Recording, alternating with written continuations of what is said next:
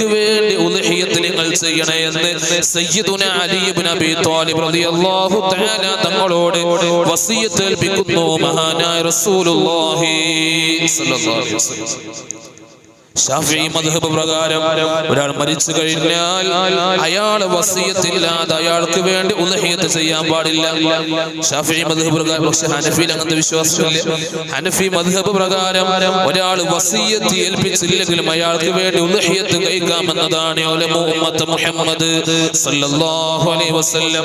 അൻ അലി റളിയല്ലാഹു അൻഹു അന്നഹു കാന യുളഹി, മഹാനായ അലി തങ്ങൾ ഉദ്ഹിയത്ത് നിർവഹിക്കുമത്രേ ബികബ്ശ, രണ്ട് ആടുകൾ എല്ലാ വർഷവും അലി ഇബ്നു അബീ ത്വാലിബ് തങ്ങൾ അറക്കുമത്രേ.